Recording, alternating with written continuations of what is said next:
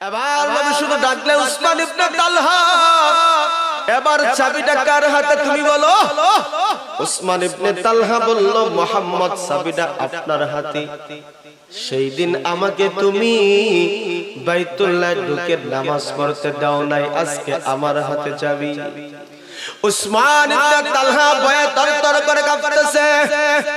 আল্লাহ পাক রব্বুল আলামিন ওই মুহূর্তে কোরআনের আয়াত নাযিল করেছেন, বিসমিল্লাহির রহমানির রহিম।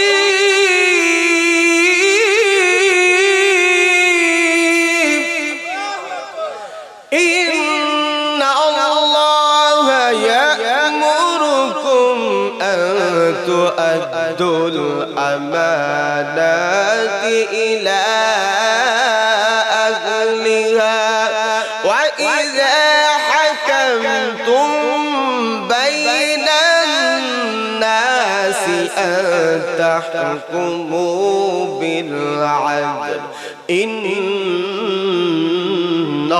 ইন্নাল্লাহা নি'ম্মা ইয়া'ইযুকুম বিহি ইন্নাল্লাহা কানা সামিআন বাসীরা। আল্লাহ পাক রব্বুল আলামিন নির্দেশ দিয়েছিলেন, ওগো পয়গম্বর, যার কাছে যেই পাওনা আছে, যার কাছে যার আমানত আছে, তার কাছে আপনি পৌঁছিয়ে দাও। আল্লাহর নির্দেশ হলো আনতু আব্দুল আমানাতি ইলা আহলিহা, যার কাছে যত আমানত আছে ওই আমানতগুলো তার কাছে আপনি পৌঁছিয়ে দাও। অর্থাৎ আল্লাহ বুঝাতে চাইলেন, পয়গম্বর ফতে মক্কা হয়ে গেছে, মক্কার চাবিকাঠি এবার আপনার হাতেও চলে আসছে। আমি আল্লাহ আপনাকে মর্যাদা তো দিয়েছি, সম্মান দিয়েছি, এবার আপনি যার কাছে যে পাওনাটা ছিল তার কাছে পৌঁছায় দাও। অর্থাৎ আল্লাহ তাআলা বুঝাইছে, উসমান ইবনে তালহা ছিল বাইতুল্লাহর মুতাওয়াল্লি, বাইতুল্লাহর চাবি বহনওয়ালা। উসমান ইবনে তালহার কাছে বাইতুল্লাহর চাবিটা আমি নির্দেশ দিলাম, দিয়ে দাও। আল্লাহর নবী, মায়ার নবী উসমান ইবনে তালহাকে ডেকে বললেন, উসমান ইবনে তালহা, তুমি কি আমাকে ভয় পাও? তুমি কি আমাকে ভয় করো? তুমি কি চিন্তা করো তোমার চাবিটা আমি নিয়ে আসলাম এই জন্য তুমি কি চিন্তা করো? না না না, আমি নবী ইনসাফ করি, আমি নবী কারো উপর জুলুম করি না, অত্যাচার করি না। আমি ইনসাফ করার জন্য দুনিয়াতে আগমন করেছি। তোমার হাতে যেহেতু চাবিটা ছিল, আমার আল্লাহ নির্দেশ দিয়েছেন এই চাবিটা তোমাকে আবার পৌঁছিয়ে দিতে। আল্লাহর নবী, মায়ার নবীর উত্তম আদর্শ দেখে উসমান ইবনে তালহা ডাকতে বলল, ইয়া রাসূলুল্লাহ, ওগো পয়গম্বর, আর দেরি করিও না, আর দেরি করিও না, হাত মোবারক বাড়ায়া দাও, আমি কালিমা পড়ে মুসলমান হয়ে যেতে চাই। ওয়া ইন্নাকা লাআলা খুলুকিন আযীম।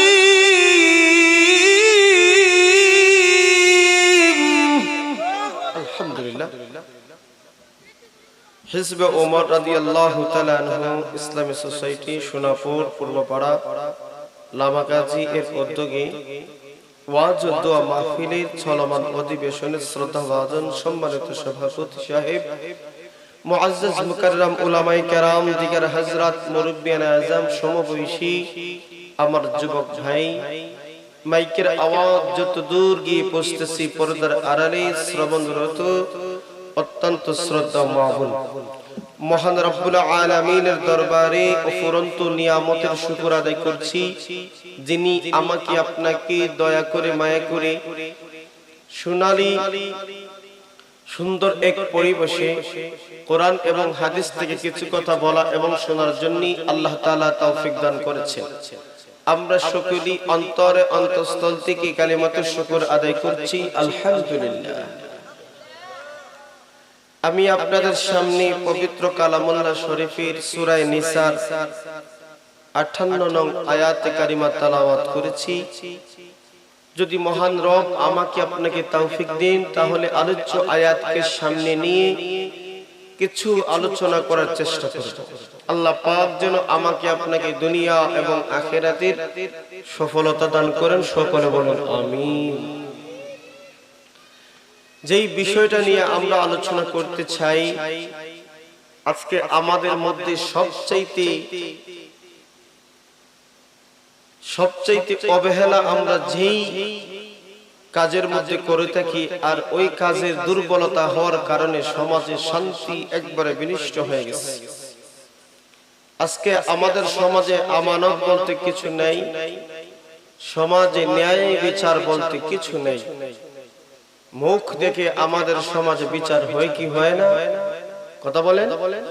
মুখ দেখে সমাজে বিচার হয়, যার কারণে সমাজে শান্তি আজকে নাই।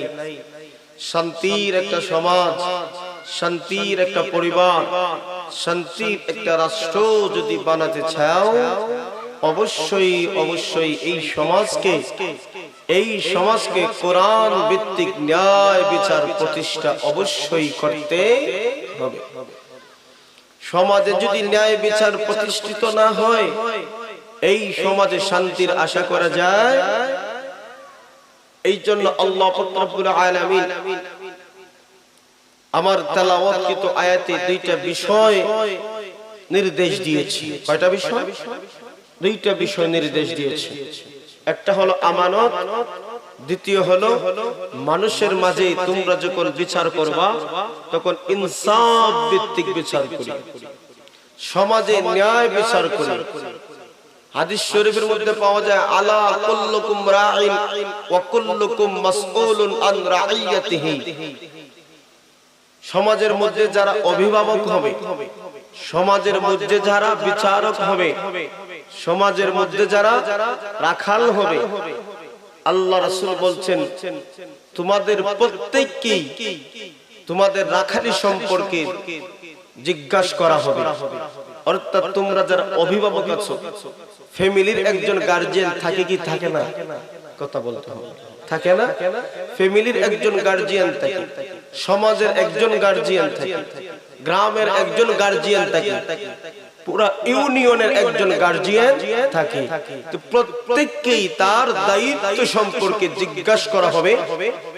সেই দিন শত শত হাজার হাজার মানুষ তার দায়িত্ব অবহেলা করার কারণে আল্লাহর আদালতে কাঠগড়ায় দাঁড়িয়ে যাবে। কথা বলে ঠিক নেই? এই জন্য আল্লাহ পাক রব্বুল আলামিন বলছেন, সমাজ যদি সুন্দর করতে হয়, যার কাছে যত পাওনা আছে দিয়ে দাও, আর ইনসাফ ভিত্তিক সমাজ পরিচালনা করো। আপনি 1450 বছর পূর্বের ইতিহাস একটু তাকায় দেখেন, আরবের মধ্যে শান্তি ছিল না, আরবের মধ্যে ইনসাফ ছিল না, ন্যায় বিচার ছিল না, মানুষের জান এবং মাল ইজ্জতের কোনো সম্মান ছিল না। কেন? তাদের মধ্যে ছিল না কোনো নবী, ছিল না কোনো কোরআন, যার কারণে সেই যুগকে আইয়ামে জাহেলিয়াতের যুগ বলা হয়। যখন নবীর আবির্ভাব হলেন, নবী যখন নবুয়ত প্রাপ্ত হলেন, নবুয়ত প্রাপ্ত করার পরে কোরআন দিয়ে ইনসাফ ভিত্তিক সমাজ যখন প্রতিষ্ঠিত করেছেন, তখন দুর্বলেরও অধিকার পরিপূর্ণতা পেয়েছে, পুরুষের অধিকার পূর্ণতা পেয়েছে, নারীদের অধিকার পূর্ণতা পেয়েছে, শ্রমিকের অধিকার পূর্ণতা পেয়েছে। একটা কথায় পুরা মক্কা মদিনায় ইনসাফ ভিত্তিক সমাজ প্রতিষ্ঠিত হওয়ার কারণে প্রত্যেকেই তার নিজ নিজ অধিকার পরিপূর্ণভাবে পেয়েছেন। কথা বলে ঠিক নেই? এই জন্য আজকে আমরা কেন পরিবারের শান্তি নাই, সমাজের শান্তি নাই, হাটে শান্তি নাই? তার একটা কারণ, সেটা হচ্ছে আমরা সমাজ, কোরআন এবং হাদিস দিয়ে ন্যায় বিচার আমরা করি না। বিচার হয় তবে মুখ দেখে বিচার হয়। কথা বলে ঠিক? লাঠি যেদিকে গরম, রায় দিক সেই দিকে যায়। কথা ঠিক নেই? টাকার বান্ডিল যেদিকে গরম, আপনার রায় সেদিকে চলে যায়। এখন অন্যায় করুক আর অপরাধ করুক। কথা বলেন ঠিক কিনা? এই জন্য আল্লাহ বলেন, ইন্নাল্লাহা ইয়া'মুরুকুম আন তুআদ্দুল আমানাতি ইলা আহলিহা। প্রথম আল্লাহ নির্দেশ হলো, আল্লাহ বলে নিশ্চয়ই আল্লাহ তোমাদেরকে আদেশ করেছেন, যার কাছে যেই পাওনা আছে তার কাছে তোমরা ফিরিয়ে দাও। দুই নম্বর আল্লাহ বলেন ওয়া ইযা হাকামতুম বাইনান নাস আন তাহকুমু বিল আদল। আল্লাহ বলেন আমি নির্দেশ দিয়েছি তোমাদেরকে যখন মানুষের মধ্যে ঝগড়া লাগবে, যখন মানুষের মধ্যে বিবাদ সৃষ্টি হবে, তখন তোমরা মানুষের মাঝে ন্যায় বিচার করো। সুবহানাল্লাহ বলতেন। এবার আসুন আমানত একটু বুঝি। আজকে সমাজের মধ্যে যেটা ঘাটতি সেটা হচ্ছে আমানত নাই। আগেকার যুগে মানুষ হাজি সাহেব খুঁজতো, ভালো মানুষ খুঁজতো, কইজা শত শত হাজার হাজার টাকা দামি দামি জিনিস আমানত রাখতো কি রাখতো। এখন তো ব্যাংক আছে, এই জন্য মানুষ ব্যাংক অ্যাকাউন্টে টাকা পয়সা জমা দিয়ে, তারপরও মানুষ ভালো মানুষের কাছে রাখে কি রাখে না। এই জন্য আল্লাহ পাক রব্বুল আলামিনের নির্দেশ হলো আমানত যার কাছে পাওনা আছে তার কাছে পাওনাগুলো তোমরা আদায় করে দাও, ফিরিয়ে দাও। সমাজ সুন্দর করার জন্য আল্লাহ পাক রব্বুল আলামিন বলেন যার কাছে যত পাওনা আছে দিয়ে দাও। এই দিকে লক্ষ্য করলে দেখা যায় আমাদের কাছে ব্যক্তিগতভাবে যে যেভাবে পাওনা পাক না কেন, এই পাওনাগুলো যদি আমরা ফিরিয়ে দেই সমাজ সুন্দর। আজকে আপনি আমি দোকানে অনেক সময় বাকিতে লেনদেন হয় কি হয় না? বাকিতে লেনদেন হয়, সঠিক সময় আদায় করলেই সমাধান। কথা বলেন ঠিক নি? আপনারা অসময়ে দিচ্ছি দেব করলে একটা সময় ফিতনা ফাসাদ বাড়ে কি বাড়ে না? এই জন্য যার কাছে যেভাবে পাওনা হোক তোমরা আদায় করে দাও, তাইলে সমাজ সঞ্চয়। কথা বলেন ঠিক নি? আজকে 1 টাকা 2 টাকা নিয়ে মানুষ ঝগড়া করে মারার পর্যন্ত হয় কি হয় না? 1 টাকা পাওনা 2 টাকা পাওনা পত্রিকার মধ্যে অনেক সময় আসে, 1 টাকা নিয়ে 5 টাকা নিয়ে 10 টাকা নিয়ে 2 গ্রামে ঝগড়া লেগে মারার পর্যন্ত হয় কি হয় না? অর্থাৎ তার কাছে তুমি মাত্র 2 টাকার পাওনা, তুমি তার 2 টাকা পাওনা দিলে 5 টাকা পাওনা দিলে তাইলে সমাধান। কথা বলি ঠিক নি? এই জন্য যার কাছে যত পাওনা আছে পাওনাগুলো যদি সমাজে দেওয়া হয় তাহলে সমাজে আর অশান্তি থাকবে না, সমাজে আর হিংসা থাকবে না, সমাজে আর ঝগড়া ফাসাদ থাকবে না। এই জন্য আল্লাহ রাব্বুল আলামিন বলেন যার কাছে যত পাওনা আছে আদায় করলে শান্তি। কথা বলেন ঠিক নি? এই আয়াতের ছোট্ট একটা শানে নজুল আছে, চমৎকার একটা শানে নজুল। এই আয়াতগুলো যখন নাযিল হয়েছিল, কেন নাযিল হয়েছিল, কেন অবতীর্ণ হয়েছিল, তাকে শানে নজুল বলে। আল্লাহর নবী মায়ার নবী মক্কা থেকে মদিনায় হিজরত করে যাওয়ার পর একবার নবী আসছিলেন উমরা করার জন্য। সেই সময় মক্কার চাবি ছিল উসমান ইবনে তালহার কাছে। উসমান ইবনে তালহার কাছে যখন মক্কার চাবি, আল্লাহর নবী মায়ার নবী যখন উমরা করার জন্য আসছে, উসমান ইবনে তালহা উমরা করতে দিল না। উমরা করার পরে নবী বললেন কাবার ভিতরে হাতিমে কাবার ভিতরে 2টা রাকাত নামাজ পড়বে। কাবার ভিতরে ঢুকতে দিল না, সময় দিল না। নবী বড় কষ্ট পাইছে। ওই মুহূর্তে উসমান ইবনে তালহাকে বললেন উসমান ইবনে তালহা বেশি দূর বাকি নাই, এই বাইতুল্লাহর চাবি আমার নবীর হাতে চলে আসবে। আমার নবীর কথা কি মিথ্যা হতে পারে? কথা বলে মিথ্যা হতে পারে? আল্লাহর নবী মায়ার নবী এই কথা বলে ভারাক্রান্ত মন নিয়ে যখন মদিনায় চলে যায়, মদিনাতে চলে যাওয়ার পর একে একে যত বিজয় ইসলামের সুশীতল ছায়ায় চলে আসে। মদিনা থেকে যত যুদ্ধ পরিচালনা আমার আপনার নবী করেছেন, সকল যুদ্ধে মুসলমানদের যখন বিজয়ী চলে আসছে, একটা পর্যায়ে দেখা যায় আল্লাহর নবী মায়ার নবী পদক্ষেপ নিলেন মক্কাতে আক্রমণ হবে। এবার নবী উদ্দেশ্য করলেন, অর্থাৎ আল্লাহর নবী মায়ার নবী উদ্দেশ্য হলে নিজের জন্মভূমিকে আবাদ করতে হবে, স্বাধীন করতে হবে, আল্লাহর দ্বীন সেখানে প্রতিষ্ঠিত করতে হবে।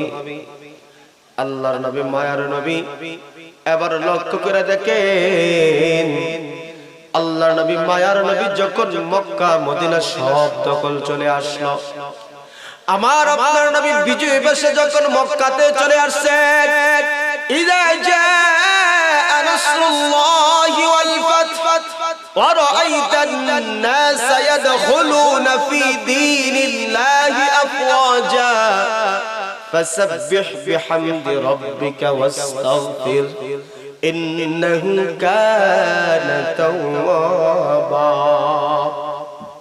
ফতে মক্কা যখন হয়ে গেল, মক্কা যখন বিজয় হয়ে যায়, আল্লাহর নবী, মায়ার নবী এবার যখন বাইতুল্লাহর সামনে গেলেন, বাইতুল্লাহর চাবি যার কাছে ছিল, অর্থাৎ উসমান ইবনে তালহার কাছে আমার নবীজির চাবি ছিল।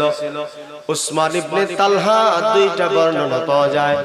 একটা বর্ণনা পাওয়া যায় উসমান ইবনে তালহা চাবি নিয়ে পাহাড়ে চলে যায়। আল্লাহর নবী সাহাবায়ে কেরামদেরকে ডাক দিয়ে বললেন, যাও উসমান ইবনে তালহার হাত থেকে চাবিটা কেড়ে নিয়ে আসো, কারণ আমি কিছুদিন আগে বাইতুল্লাহ তাওয়াফের জন্য এসেছিলাম, আমাকে মক্কার ভিতরে ঢুকতে দিল না। আজকে ফতে মক্কা যেহেতু হয়ে গেছে, চাবিটা আমার হাতে চলে আসবে। সাহাবীরা উসমান ইবনে তালহার হাত থেকে চাবিটা নিয়ে আসছেন। উসমান ইবনে তালহা ভারাক্রান্ত মন, একদিকে হইল চাবি গেল, অর্থাৎ সম্মান নষ্ট হইল। কথা বলেন ঠিক নি? বাইতুল্লাহর মুতল্লি ছিলেন, বাইতুল্লাহর মুতল্লি যেহেতু ছিলেন, এখন চাবি নাই, সমাজের মধ্যে একটা লাঞ্ছনাকর অবস্থা। কথা বলেন ঠিক কিনা? দুই নম্বর হলো, নবী যে কষ্ট দেওয়া হয়েছিল, নবী যে কষ্ট পাইছে, এবার যদি নবী প্রতিশোধ নেয়, অবস্থা কেমন হবে? কথা বলেন ঠিক কিনা? এবার আল্লাহ নবী, মায়ার নবী উসমান ইবনে তালহার কাছ থেকে চাবিটা আনার পর উসমান ইবনে তালহা থর থর থর থর করে কাঁপতেছে। হায়, কি থেকে কি না হয়ে যায় এখন নবী মুহাম্মদ আমার উপর কি না প্রতিশোধ নেয়। এবার নবী শুধু ডাকলে, উসমান ইবনে তালহা, এবার চাবিটা কার হাতে তুমি বলো? উসমান ইবনে তালহা বলল, মুহাম্মদ চাবিটা আপনার হাতে। সেই দিন আমাকে তুমি বাইতুল্লাহ ঢুকে নামাজ পড়তে দাও নাই, আজকে আমার হাতে চাবি। উসমান ইবনে তালহা ভয়ে তরতর করে কাঁপতেছে। আল্লাহ পাক রব্বুল আলামিন ওই মুহূর্তে কোরআনের আয়াত নাযিল করেছেন, বিসমিল্লাহির রহমানির রহিম।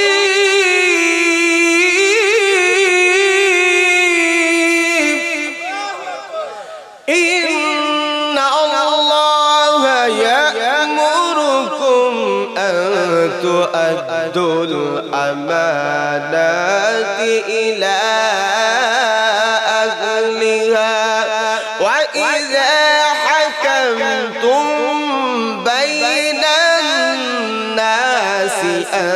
تحكموا بالعدل إن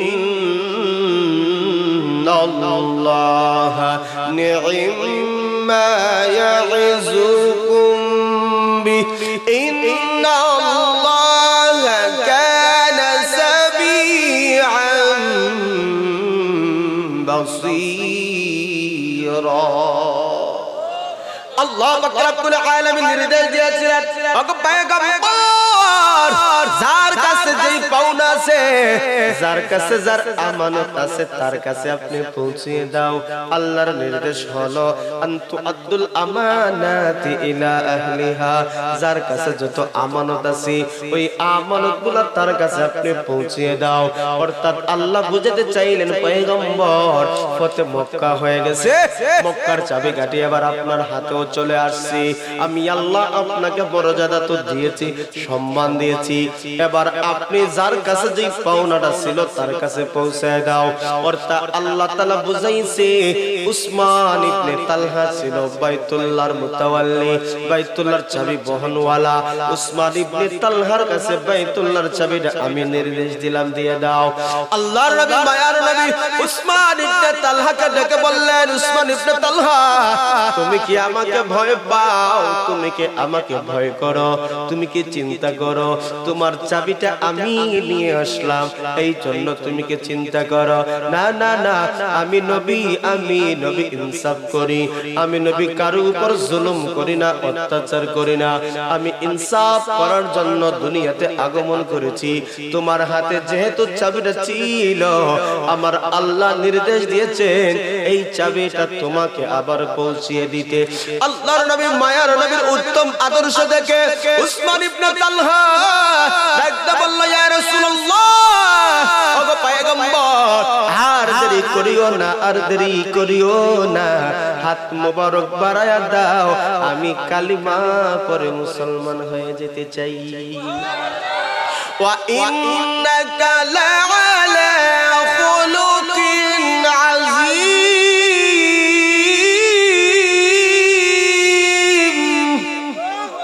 আল্লাহ বলেন আমার নবীকে উত্তম আদর্শ দিয়ে দুনিয়াতে প্রেরণ করা হয়েছে। আমার আল্লাহ পাঠাইছেন এই জন্য আল্লাহর নবীর শান উল্লেখ করেছেন, লাকাদ কানা লাকুম ফি রাসূলিল্লাহি উসওয়াতুন হাসানা লিমান কানা ইয়ারজুল্লাহা ওয়াল ইয়াউমাল আখিরা ওয়া যাকারাল্লাহা কাসীরা। আমার আল্লাহ বলেন আমার নবীর আদর্শে আদর্শিতবান হও, আমার নবীর ফলোয়ার তুমি হয়ে যাও। দুনিয়া শান্তি হবে, জীবন শান্তি হবে, পরিবারের শান্তি হবে, সমাজ শান্তি হবে। নবীর আদর্শ যদি সমাজে প্রতিষ্ঠিত হয়ে যায়, এই সমাজে ওই সমাজে অশান্তি থাকবে না। কথা বলেন ঠিক কিনা? এই জন্য আল্লাহ বলছেন আমি নবীকে নির্দেশ দিলাম, যার কাছে যত আমানত আছে তার কাছে আমানতগুলো পৌঁছিয়ে দাও। নির্দেশ কার? কথা কোন না কেন? নির্দেশ কার? আল্লাহর নির্দেশ।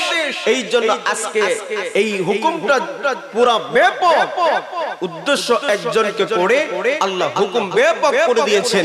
আমানত যার কাছে আছে তার কাছে তোমরা আমানতগুলো পৌঁছিয়ে দাও। আমানতের খেয়ানত আজকে আসেনি? কথা কোন না? আমানতের খেয়ানত হয় কি হয় না?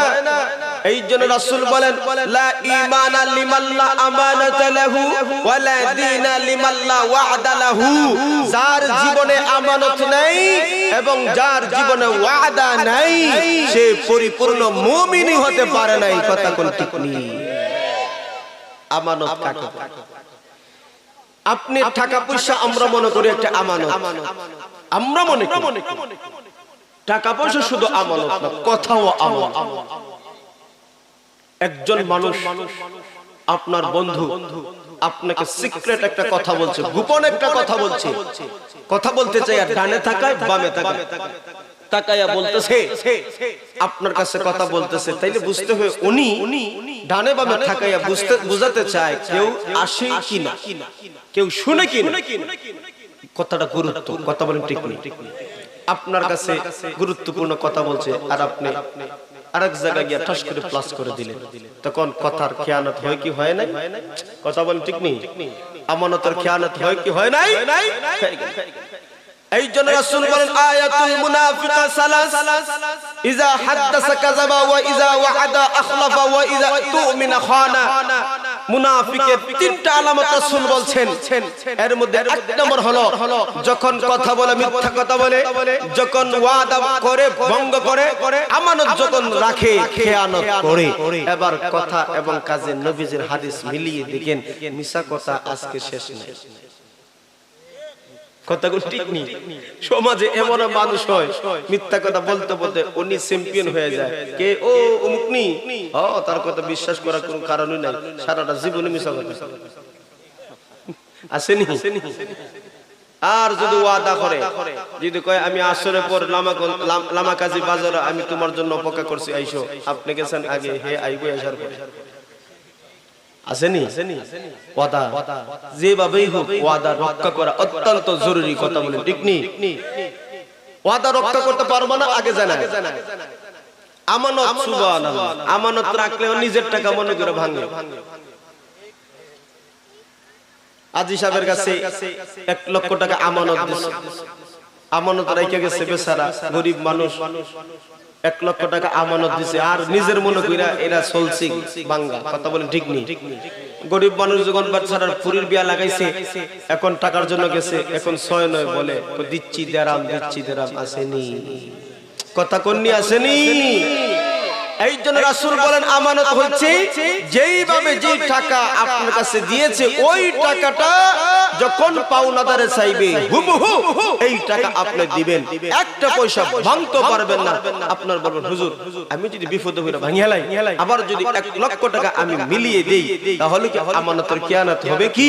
হ্যাঁ, আমানতের খেয়ানত হবে, কারণ যে যেইভাবে টাকাগুলো দিয়েছিল সেই টাকা তো আর থাকলো না, অন্য টাকা দিয়ে আপনি পুড়িয়ে দিয়েছেন, এটাই হলো আমানত খেয়ানত, কথা বলেন ঠিক নেই?